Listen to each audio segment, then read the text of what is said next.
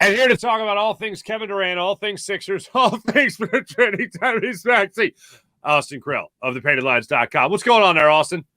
Not much, Mark. I thought it would be a normal August, and I should have thought otherwise. Yeah. What are you like on vacation somewhere? Are you Airbnb-ing somewhere in Europe, and this story breaks? So I was on vacation last week in the Bahamas, but then I got COVID the last day. Yeah, that wasn't great. So that was like, they're like, "Are you sick?" at the airport, and I'm like, "No. Why do you say? What do you mean sick? I didn't even know I had COVID yet, but here we are." So you were able to come back? Yes. Now that would be something if I'm breaking news from like a poolside somewhere with like a nice little pina colada in hand. Yeah, right. Yeah. Of course, yeah. Suntan lotion just on the nose, straw hat of some sort, of course. Because I know when I was over in Europe, literally they changed the rules a week later. Like if I would have tested positive with COVID in Europe, I would have had to quarantine there, whatever. And then a week later, when I came back, they're like, everybody's welcome back to the United States. Come on down. So good for you that you were able to get back, obviously, and just in time for some Kevin Durant news. Now, you did your own digging. Ian Bagley already did the story. Put it out there that the Boston Celtics and the Sixers are kicking the tires on Kevin Durant, more or less, and that Kevin Durant would be open to coming to Philadelphia, but it would almost have to cost Tyrese Maxey. What have your sources told you about this deal? So I think right now it's very much like exploratory, and the Nets sitting back and waiting for what offers arise and seeing if someone budges. They're in an extraordinarily difficult and unprecedented situation here, are the Nets. And so I think Kevin Durant, he's seen all last week partying with James Harden in London and abroad, and you naturally think like, well, clearly they're still friends from from their Nets days. There isn't bad blood. And then yesterday or 2 days ago, Shams drops the story about how he issued the ultimatum to Joe Tsai and said, it's either me or it's the GM and Steve Nash. And then, suddenly you have this. So I think in a lot of ways, this is like Kevin Durant trying to say like, hey, don't forget about the trade that I want. Just because I haven't made a big stink about this publicly yet does not mean that I won't do that. And that, I'm coming around on the idea. I still want out of here. So I think you're probably seeing some of him sort of, striking the bell again and trying to get, stir up some things there. But I also think like realistically, you have the fans can say what they want. They have a very, in some circles, popular head coach in Doc Rivers. You have a deal-making president of basketball operations. You have a star who is very popular around the league in James Harden. You have Joel Embiid, who is an MVP candidate.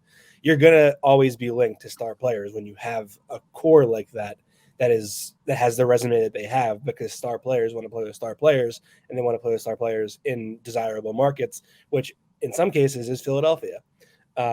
So, I do think that there is interest from Kevin Durant there. Obviously, if the Sixers could find a way to get Kevin Durant, I think anyone would say that they would want to get Kevin Durant. It's a matter of what can they give up? What do they have at their disposal? And what is the market saying? Because if they say this is our best package, and then someone else comes in, well, I'll give you 6 first-round picks, this guy and that guy, there's only so much you can do, right? Mm-hmm.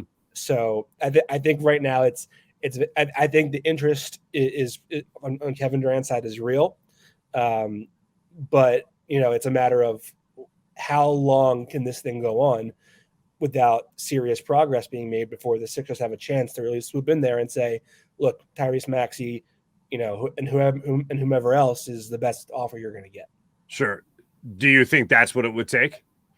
Yeah, I mean, first the Nets would obviously ask for Tyrese Maxey. And then you need Tobias Harris to match the money. And then there would be other assets. I would, Ian Bagley mentioned Matisse Thybulle. Any remaining picks that you have left over, I think they have very limited pick supply because of the Harden deal. So they would obviously owe those. And then maybe there's some supporting cast. That's why I think it's right now a long shot that it happens. That's just my speculation, because let's look around the league. The Raptors, if they want to get really serious, can include Scotty Barnes, and the Celtics, if they want to get serious, can include Jaylen Brown. And then those are packages right off the bat that might entice Brooklyn more than the Sixers can with Tyrese Maxey.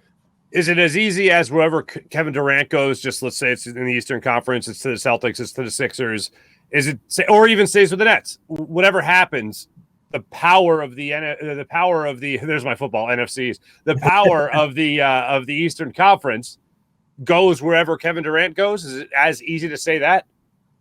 Yeah, I mean, they would certainly have the most top end talent, in the maybe even in the entire league. And I think their depth wouldn't be taking it would be obviously it'd be a hit, right? But it wouldn't be like we no longer have 3 guys off our bench that were supposed to be big depth pieces for us. Like you still have PJ Tucker, you would still ostensibly have Daniel House, and you'd have Shake Milton, and you'd have Paul Reed, and you'd have other guys that you have on your bench, DeAnthony Melton. So you'd still have a pretty formidable supporting cast around your core of Joel Embiid, James Harden, and Kevin Durant. It's hard to even say, like, because I'm so used to saying, Tyrese Maxey, sure, Harris, but I mean, from the sounds of the reported packages, it wouldn't include their bench, which I think would be, a huge sticking point for them. And I also think, like, realistically, look at the rest of the league. Like, I think right now we're kind of getting ready to fade back into an era where it's like, less about having 6 stars and more about having 2 stars and then a really formidable, reserve unit behind them. And so I think, if you're giving away, 4 players plus picks, is it really worth it anymore? Like, do you really have a great chance? Ask the Nets how that worked out for them, trading everything they had to get James Harden. They had nothing left when all was said and done. And that was ultimately why they lost in the playoffs. So, I do think that there are merits to it. That it's just a matter of, I think if the Sixers are going to have a chance, it's going to be about waiting out as long as you can and, trying to see, like, okay, this team is now no longer interested or out of the running. This happens, that happens. Alternatively, if Kevin Durant comes out and says, like, I want to play with the Sixers and only the Sixers, which I'm not saying is going to happen, but if that does happen, that lowers his trade value to literally everybody else. So that's when the Sixers take a pretty big jump forward. All right, so that would be the opportunity, because that was going to be my next question. If he lowers his trade value enough by saying, oh, you're going to keep the GM, you're going to keep Steve Nash, I ain't playing. All right, do what you will. Then, in essence, the Sixers could possibly get away with just Tobias Harris, Matisse Thybulle, and hold on to Tyrese Maxey somehow magically. It would be an incredible turn of events if it would. Yeah, I know. I agree. And I don't think it comes to that point, but I'm just saying if it does, then that at least opens that door. Maybe it goes from cracked to I'm at least able to get my foot through.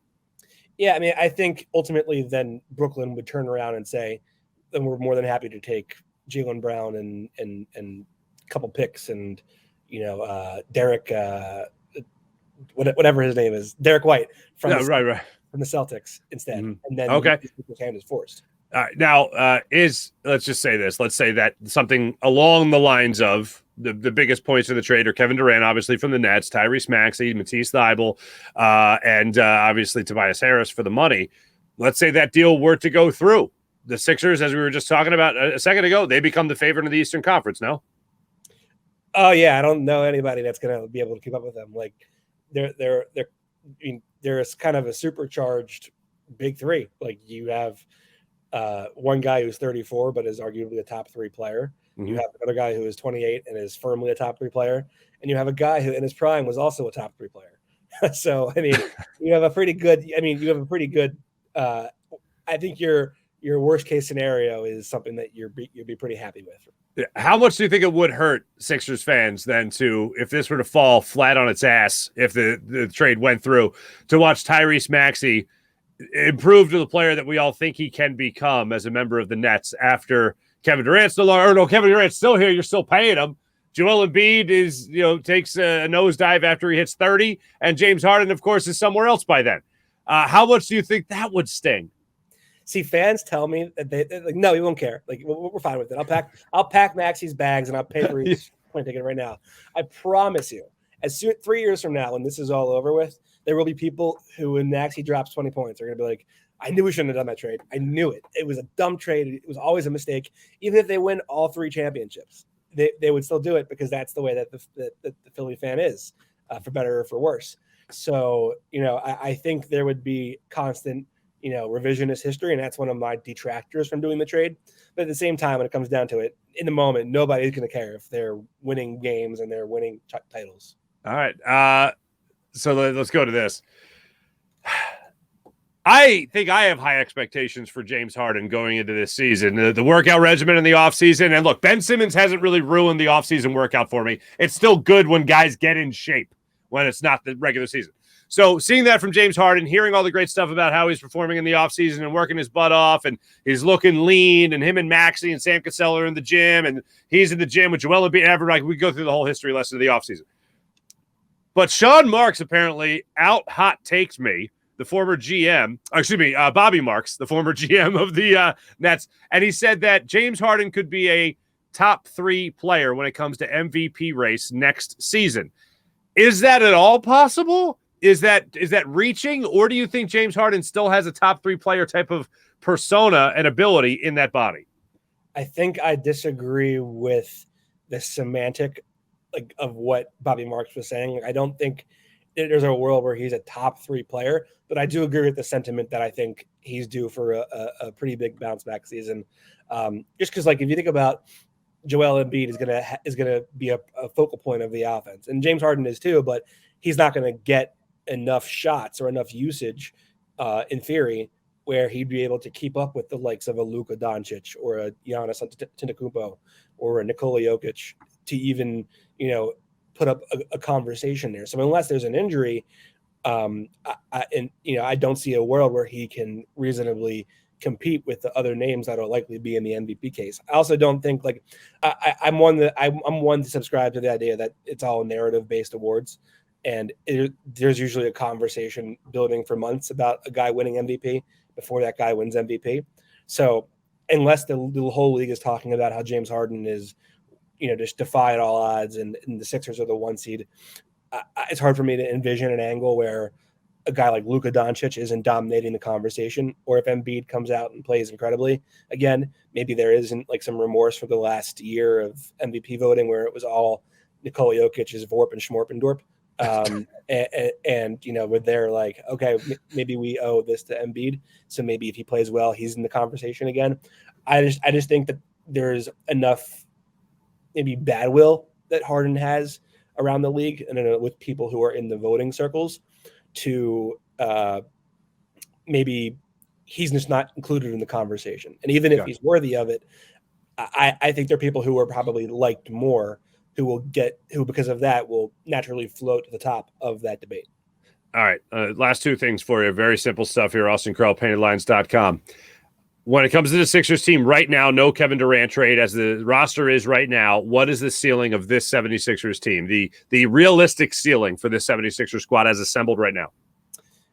I mean, I can understand a case where they get to the finals and maybe even win a title. Because, I mean, if James Harden is the old James Harden and Joel Embiid is as great as he's been the last 2 years, they've added depth. Why not? I think, the likelihood is probably the conference finals, but I think I would set their ceiling at certainly the finals or title. Gotcha. They get Kevin Durant, Maxey's in Brooklyn, Tobias Harris is in Brooklyn, Kevin Durant's here in Philadelphia. What's the ceiling for that team? You might have to start booking a space to broadcast live from the parade.